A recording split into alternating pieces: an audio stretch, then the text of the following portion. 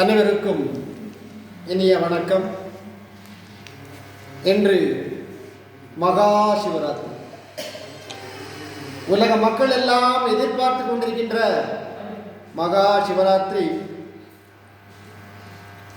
ஒரு கால பூஜை சிறப்பாகவே நடைபெற்றது. இந்த பூஜை பிரம்மன் சிவனுக்காக செய்தார். அடுத்த பூஜை நடைபெற்றது விஷ்ணு பகவான் சிவனுக்காக இந்த பூஜை செய்தது. அடுத்தது மூன்றாம் கால பூஜை நடைபெறவிருக்கின்றது. மிக சிறப்பான பூஜை. எப்படிப்பட்ட பூஜை என்றால், சிவசக்தி அம்மன் அம்பாள் சிவனுக்காக செய்ய வேண்டிய பூஜை காத்துக் கொண்டிருக்கின்றது. அதைதான் நாம் உற்சாகத்தோடு நாம் எதிர்பார்த்து கொண்டிருக்கின்றோம். அடுத்து நான்காம் கட்ட பூஜையாக 30 முக்கோடி தேவர்கள் எல்லாம் உலக மக்கள் எல்லாம் இந்த சிவபெருமானுக்கு செய்யக்கூடிய பூஜை நான்காம் கட்ட கால பூஜை. இந்த சிவராத்திரி இந்த உலக மக்களை எல்லாம் படைத்து காத்தும் அழித்தும் வருகின்ற கடவுள் இருக்கிறார்கள். அப்பொழுது ஒரு நாள் அம்பாள் கேட்கின்றாள், மேரு மலைக்கு சென்று அந்த கைலாயத்தில் சிவபெருமானை பார்த்து, இந்த உலக மக்கள் எல்லாம் துன்பத்தில் இருக்கின்றார்களே, பாவம் செய்து கொண்டிருக்கிறார்கள். ஆனால் இந்த பாவத்திற்கு வேண்டிய ஒரு விரதம் இருந்து அந்த விரதத்தின் மூலமாக அவர்கள் கடைபிடித்து அதை சரி செய்ய முடியுமா என்று பார்வதி தேவி கேட்கின்றார். சிவபெருமான், அப்படியா? ஏற்கனவே இந்த உலகத்தில் பிரளயம் வருகின்ற பொழுது அந்த பிரளயத்தை எல்லாம் காப்பதற்காக உலக உயிர்கள் எல்லாம் அழித்து வருகின்ற பொழுது அந்த உயிர்களை காப்பதற்கு சிவபெருமானிடம் தேவர்களும் அசுரர்களும் இந்த முறையீட்டுகளை வைத்தார்கள். அதுதான் இந்த ஆலகால விஷம் என்பது. பார்க்கடலை கடையும் போது ஆலகால விஷம் வருகின்ற பொழுது தேவர்களும் இருக்கின்றார்கள், அசுரர்களும் இருக்கின்றார்கள். ஆனால் அவர்கள் அமுதத்தை வேண்டி கிடைத்தார்கள். ஆலகால விஷம் வந்தது. அதை யார் உண்பது என்று பார்க்கின்ற பொழுது சிவபெருமான் சுந்தரரை வரவழைத்து, சுந்தரா, இந்த ஆலகால விஷத்தை கொண்டு வா என்று சொல்ல, சுந்தர பெருமான் ஆலகால விஷத்தை தர அவர் உண்டு உலக மக்களை எல்லாம் தேவர்களையும் அசுரர்களையும் உலக உயிர்களெல்லாம் காத்துக் கொண்டிருந்தார். அந்த அவர் உண்ட அந்த சமயத்தில் அம்பாள் சரஸ்வதி சென்று, அந்த பார்வதி அம்மாள் சென்று, இந்த விஷமானது உடலுக்குள்ளே வயிற்றுப்பகுதி சென்று விட்டால் உலகத்தை காக்கக்கூடிய இறைவனுக்கே ஆபத்து வந்துவிடும் என்று நினைத்தாள். சிவபெருமானுக்கு தெரியும். ஆனால் ஆலகால விஷத்தை உண்டவுடனே அந்த அம்பாள் அவளுடைய தொண்டை பகுதியில் இந்த விரலை வைக்கின்ற பொழுது அந்த விடம் கீழே இறங்காதவாறு கீழே தடுத்துக் கொள்கிறார். அப்பொழுது அந்த நஞ்சை உண்டதனால் உடல் முழுவதும் நீல நிறமாக மாறுது. அதற்குதான் நீலகண்டன் என்ற பெயர், நஞ்சுண்டன் என்ற பெயர்.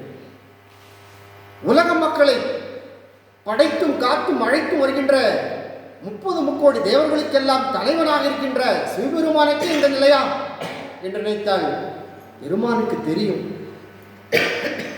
அந்த பெயரை பெற்ற அந்த சிவபெருமானிடம் மேருமலையில் சென்ற பொழுது வாசுகின்ற அந்த பாம்பை கயிறாகவும் பயன்படுத்தி உலக மக்களை எல்லாம் காத்து வந்தார் அல்லவா? மேருமலைக்கு செல்கின்ற பொழுது நான் பார்க்கின்றேன், பார்வதி அம்மாளே, இந்த உலகத்தில் எந்த விரதம் இருக்க வேண்டும் என்று கேட்கின்றாயா? நான் விரதத்தை சொல்கின்றேன் பார். இந்த விரதத்தில் இந்த நாளில் யார் கடைபிடிக்கின்றார்களோ அவர்கள் உலக உயிர்கள் யாராக இருந்தாலும் சரி, அத்தனை உயிர்களுக்கும் மோட்சம் கிடைக்கும், முக்தி கிடைக்கும் என்று சொன்னார். அதற்கு வேண்டிய நான் ஒரு கதையை சொல்கின்றேன் கேளம்மா என்று பார்வதியிடம் சிவபெருமான் சொல்கின்றார். அப்பொழுது சித்திரபானு என்ற ஒரு வேட்டைக்காரன், அவன் தன்னுடைய குடும்பத்தை பாதுகாக்க வேண்டும், அதுதான் ஒரு தலைவனுடைய கடமை. வேட்டையாடிதான் அந்த மாமிசத்தை கொண்டு அவர்களுக்கு வேண்டிய வயிற்று பிழப்பை அவர்கள் செய்ய வேண்டும். ஒவ்வொரு நாளும் வேட்டையாடி கொண்டு வருகின்றார். வேண்டிய உணவு கிடைக்கவில்லை. பசி அதிகமாகிவிட்டது. குழந்தைகள் பசி தாங்காமல் அழுகின்றார்கள். மனைவியானவள் சுருண்டு படுத்துக் கொண்டிருக்கின்றாள். சிறிய கை குழந்தைகள் இருக்கின்றது. உணவு கொடுத்தாதானே தாய்க்கு தாய்ப்பால் வரும் அல்லவா? அந்த நேரத்திலே என்ன செய்வதென்று தெரியாத சித்திரபானு யாரிடம்? ஒரு வணிகரிடம் கடன் கேட்கின்றார்.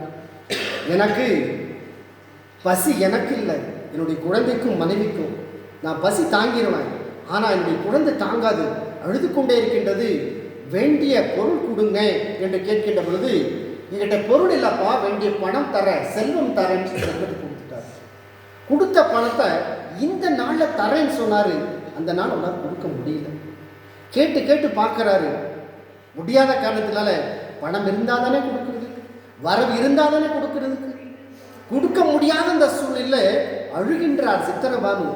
என்ன செய்வது என்று தெரியாமல் இருக்கின்ற பொழுது அந்த கொடுத்த வணிகன் ஒரு கந்து வட்டிக்காரன் என்பதை போல பணம் இந்த நாள் வந்தே ஆக வேண்டும், இல்லை என்றால் ஒரு உயிர் இருக்காது என்று சொல்கின்றான். என்ன செய்வது என்று தெரியாமல் திகைத்து முழிக்கின்ற பொழுது அந்த நேரத்தில் சித்திரபானவை எடுத்து சிறையில் அடைத்து விடுகின்றார். சிறையில் குழந்தைகளை நினைப்பதா, இல்லை அவர் கொடுக்கிற அந்த பணத்தை பற்றி நினைப்பதா, ஏதும் தெரியாமல் அந்த சிறையில் வாடி வதங்கி அழுது கொண்டிருக்கின்றார். இந்த நாள் பல நாட்களாக துன்பத்தை அடைந்த அவன், எனக்கு மோட்சம் கிடைக்காத இறைவனே, குழந்தை பெற்ற எனக்கு சாப்பாடு கொடுக்கலனா இவையெல்லாம் தலைவனா அப்பாமா என்று கேட்பவர் அல்லவா, யாருக்கு பதில் சொல்வது என்று சிவபெருமானிடம் நினைத்தாரா? அன்றைய நாள் இந்த மகா பிரதோஷ நாள், அதே நாள் சிவபெருமானுக்கு உகந்த நாளாக இருந்தது, சிவராத்திரி நாளாக இருந்தது. அந்த நாளிலே அந்த சிறையிலே மக்கள் எல்லாம் ஆடி பாடி, வெளியிலே கோயில் இருக்கின்றதா, அந்த கோயில் எல்லாருமே சிறப்பாக பஜனைகள் எல்லாம் இருந்ததான். சரி, இன்னைக்கு இந்த நாள் ஏதோ நல்லது நடக்க போகுது அப்படிங்கிற ஒரு எண்ணம் மனதுக்குள் தோன்றியது. வெளியே வந்து பார்க்கின்றார். சரி, வேட்டையாட போகலாம். ஏன்னா இப்போதான் அவர்கிட்ட சொல்கிறாரு, சரியான இந்த நாளை நான் கொடுத்துட்றேன், என்னை வந்து சிறையிலேருந்து விடுவிச்சிருங்க அப்படின்னு சொல்கிறார். சரின்னு அந்த சிறையிலேருந்து விடுவிச்ச நாள் வெளியே வர்றாரு. அன்றைய நாள் மகா சிவராத்திரி அன்று. எப்படி தருவது? இதுவரைக்கும் போய் சொல்லலை, ஆனால் பணத்தை கொடுக்க முடியல, தவறு செய்யலை, வருமானம் இல்லை. இன்னைக்கு குழந்தைகள் பசியில் இருக்காங்க, வேட்டையாடி எப்படியாவது கொடுத்துருன்னு சொல்லி அவங்களுக்கு வேண்டிய உதவியை மற்றவங்க செஞ்சுட்டு இருந்தாங்க குழந்தைகளுக்கு. இன்னைக்கு அப்பாவை நான் செய்யணும்னு சொல்லி வேட்டையாட போகிறாரு. வேட்டையாட போகும்போது ஒரு வில்வ மரத்துக்கு பக்கத்தில் நின்றுட்டு இருக்காரு. பக்கத்தில் தண்ணி, ஒரு குளம். சரி, ஏன் அங்கே நிற்கிறேன்னா, இந்த மான்களுக்கு வந்து தண்ணி தாகம் அதிகமாக இருக்கும். அந்த மான்கள் எல்லாம் தண்ணி குடிக்கிறதுக்கு எங்கே வரும்னா அந்த குளத்துக்கு வரும். அப்போது நம்ம வந்து இந்த மானை வேட்டையாடி வேண்டிய உணவு இறைச்சி எடுத்து என்னுடைய வீட்டுக்கு கொடுத்தானா அவங்க பசியாருவாங்க இல்லையா, அதுக்கு வேண்டி அந்த வில்லையும் அம்பை எடுத்து அந்த கரையில் போய் நிற்கிறாரு. வில்வ மரம் பக்கத்தில் நிற்கிறார். அதுக்கு மராட மரம்னு சொல்லுவாங்க. அந்த மரத்து மேலே அவர் ஏறி நிற்கிறாரு. ஏன் நம்ம நின்னான மான் வராது, மேலே ஏறிட்டானா கீழே தண்ணி குடிக்க வர்றப்போ நம்ம அந்த மானை கொண்டுடலாம் அப்படின்னு மேலே நின்று வந்து உட்கார்ந்துட்டு இருந்தார்.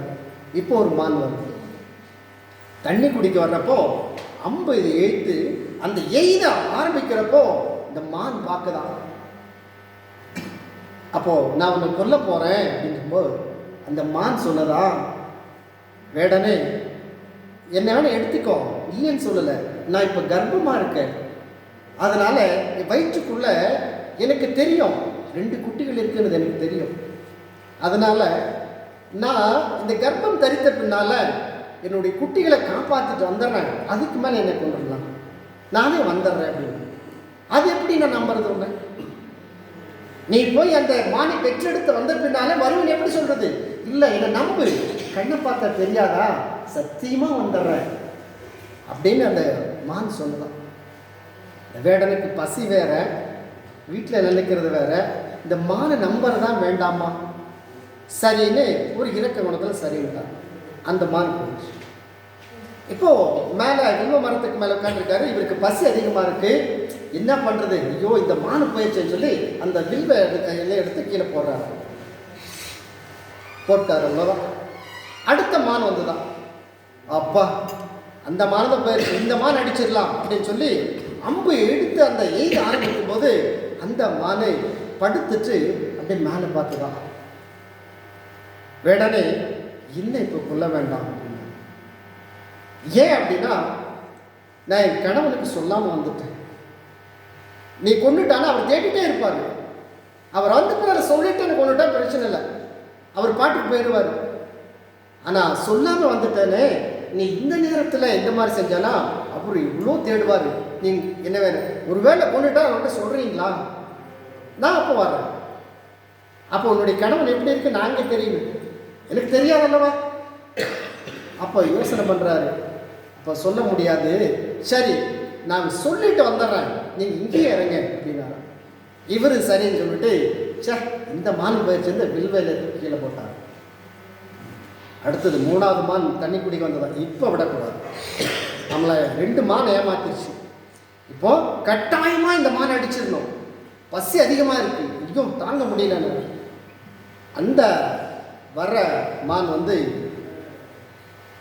சொன்னதா, என்னை கொல்லணும்னு கட்டாயம் நீ இருக்கியா?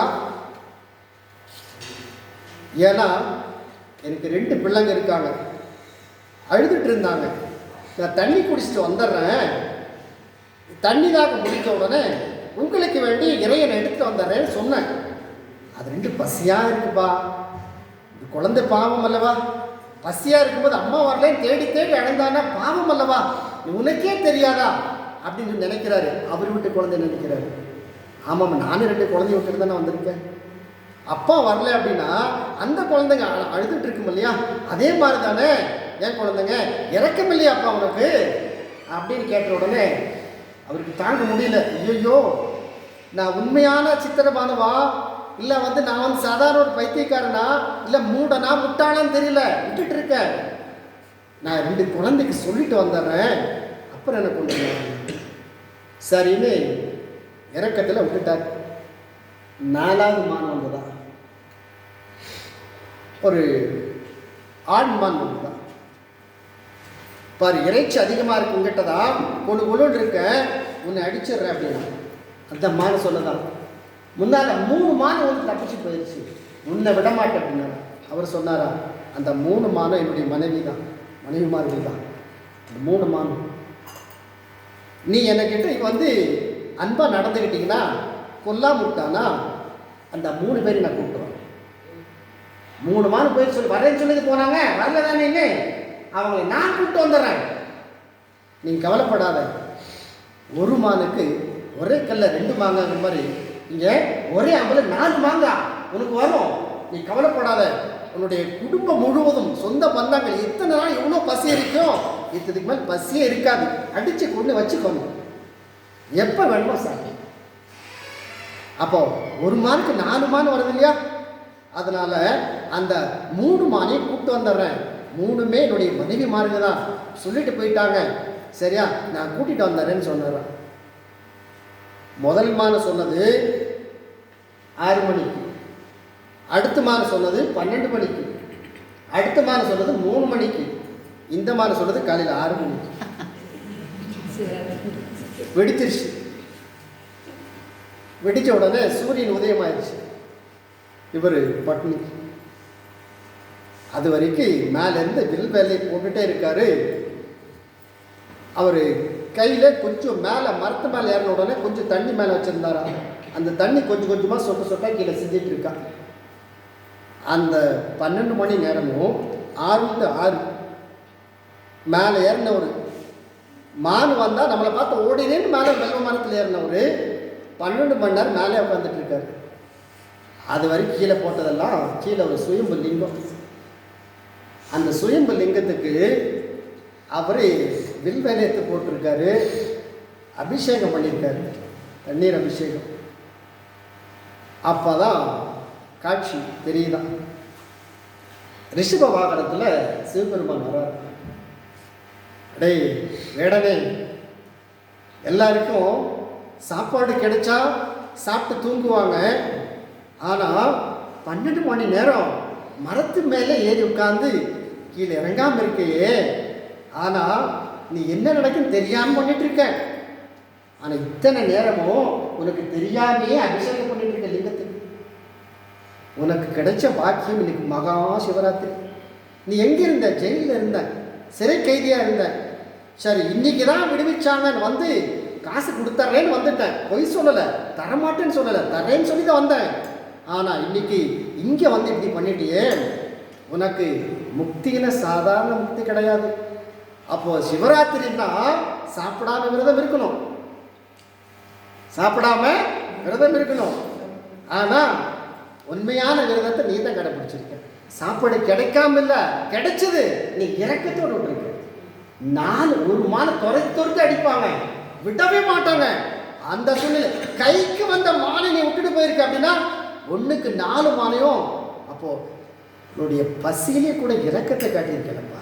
நீ எல்லாமே கடவுள். நீ செத்தாலும் பரவாயில்ல, குழந்தைகள் போனாலும் பரவாயில்ல, என்னுடைய மனைவி சொன்னாலும் பரவாயில்லன்னு சொல்லிட்டு நீ மட்டும் இல்லை, எல்லாருமே பட்டினி தான். உன்னால வீட்டில் இருக்கிறவங்கெல்லாம் விரதம் இருந்திருக்காங்க. நீ சாப்பாடு கொடுத்துட்டு தான் சாப்பிட்டு இருப்பாங்க. அந்த சிவராத்திரி அன்னைக்கு அந்த வீட்டில் யாரும் சாப்பிடல இல்லையா? குழந்தைய சாப்பிடல இல்லையா? அதனால வீட்டில் எல்லாருமே விரதம் இருக்கீங்க. அதனால உனக்கு மோட்சம் தான், உனக்கு முக்தி தான் அப்படின்னு ரிஷப வாகனம் வந்து மேலே இறங்குதா.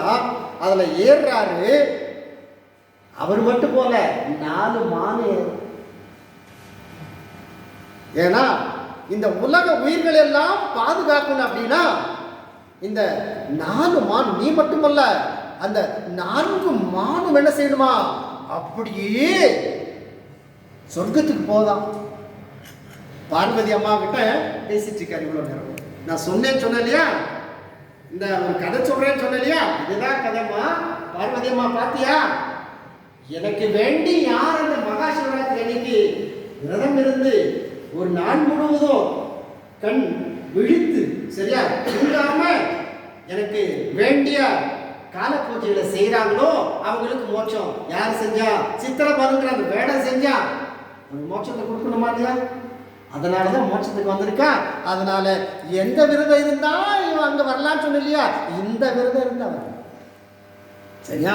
அப்ப நம்ம ஏன் இங்க வந்து எல்லாரும் தூங்கிட்டு இருக்காங்க, நம்ம ஏன் விழிப்புல இருக்கோம் அப்படின்னு பார்க்கும்போது அந்த விழிப்புத்தன்மை இது சாதாரண அல்ல, ஒரு அறிவியலுடைய உண்மை.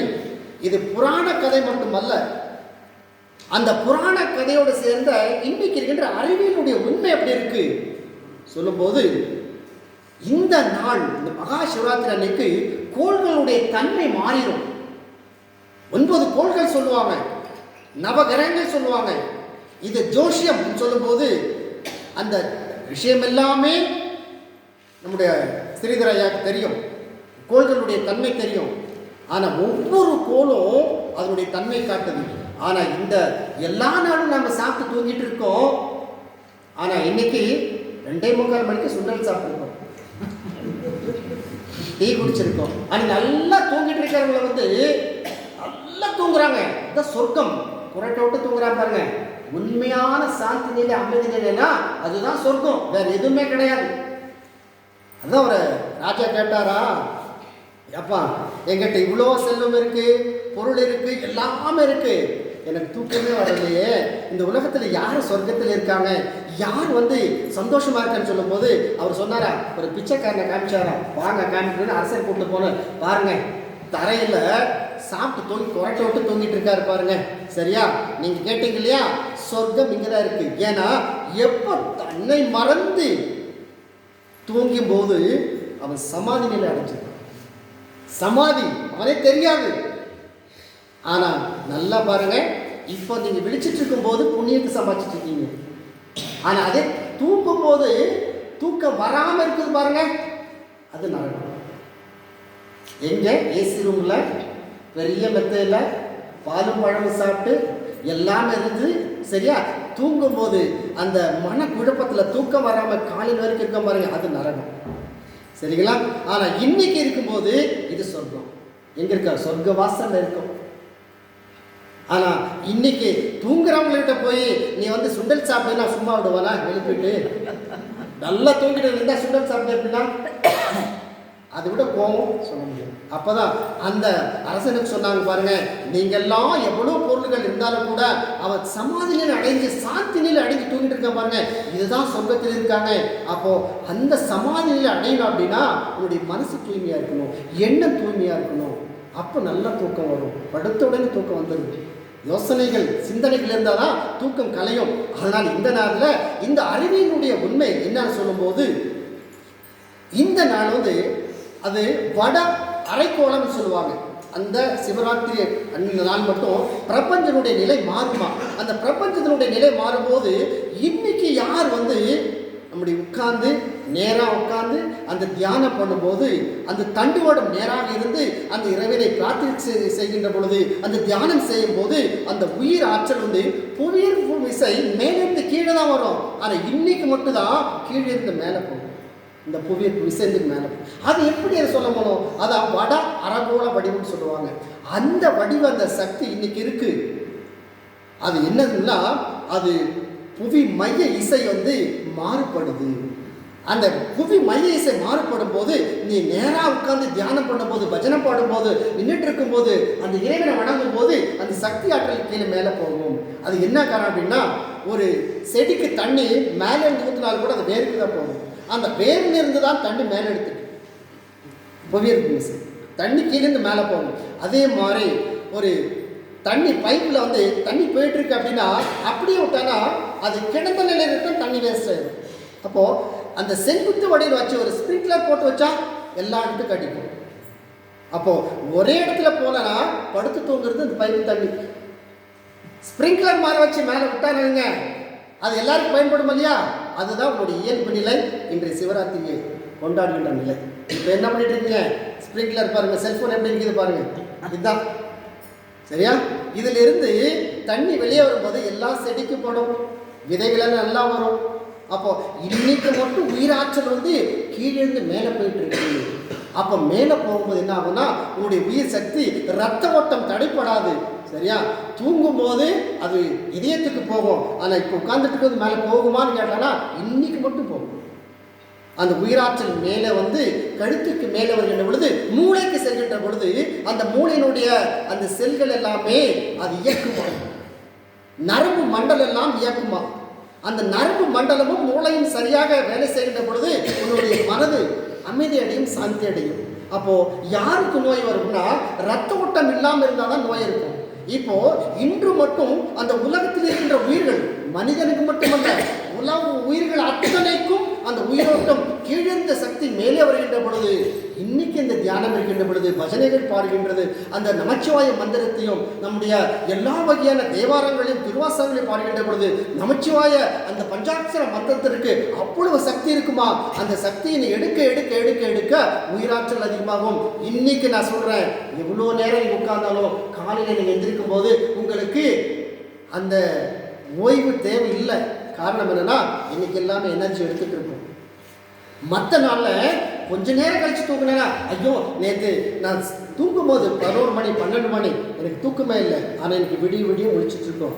நாளைக்கு இந்த எனர்ஜி எல்லாம் மேலே வரும், இந்த சக்தியெல்லாம் மேலே வரும். இந்த நாள் எடுத்து அந்த ரீசார்ஜ் பண்ணுறா பாருங்க, அந்த பவர் அப்படியே கிடைக்குமா. அதனால தான் இன்னைக்கு உலக மக்கள் எல்லாமே பெரிய பெரிய இடத்துல இருக்கின்றவங்க எல்லாமே சாப்பிடாம இருக்காங்க. நேற்று காலையிலிருந்து சாப்பிடாம இருந்து நாளை காலையில் 6 மணிக்கு முடிச்ச பின்னால அதுக்கு மேலே பூஜை முடிச்சு தான் சாப்பிடுவாங்க. அப்போ அது வரைக்கும் சாப்பிடாம இருக்காங்க இல்லையா, தூங்காமல் இருக்காங்க இல்லையா, அப்போ அவங்களுடைய பசி எங்கே இருந்துச்சு. அதனால தான் இந்த நல்ல நாளில் நீ சாப்பிடலனாலும் கூட உயிர் சக்தி அதிகமாகும், உன்னுடைய ரத்தோட்ட சீராக இருக்கும். இறைவனுடைய நாமத்தை சொல்லும்போது மற்றதில் நீ மறந்துடுறேன், அந்த வேத மந்திரத்தை கேட்கும்போது உன்னையே நீ மறந்துடுறேன். உனக்கு சாப்பாடு எது? அந்த மந்திரம் தான். அந்த வேதம் தான், நீ சொல்ற நமச்சிவாய மந்திரம் தான். அப்போ சாப்பாடு இல்லாமல் 3 வேளை, காலையில் 2 வேளை, மத்தியானம் சாப்பிட்ற வரைக்கும் சாப்பிடாம இருக்காங்க இல்லையா? அந்த உயிர் காக்கின்ற சக்தி இந்த நாளில், வருஷத்தில் எல்லா நாளும் சிவராத்திரி வந்தாலும் கூட இந்த நாளுடைய மகிமை அதுதான். அதனால தான் முழிக்கணும்னு சொல்லி தூங்குறவங்கெல்லாம் தூங்கிட்டோம், சரியா? அவங்களுடைய உயிர் ஆற்றல் எங்கே இருக்கும்? அதனால் நம்ம துன்பம் செய்யல, ஆனால் இறைவனுக்கு வேண்டிய நன்மை தான் செஞ்சுட்டு இருக்கோம். அந்த நன்மையை இன்னைக்கு நமக்கு யார் கொடுத்துட்டு இருக்காங்க? நம்ம யாகத்தின் மூலமாக நம்முடைய ஸ்ரீதரையை கொடுத்துட்டு இருக்காங்க. அந்த ஒவ்வொரு கால பூஜையும் நம்ம செஞ்சுட்டு இருக்கோம்.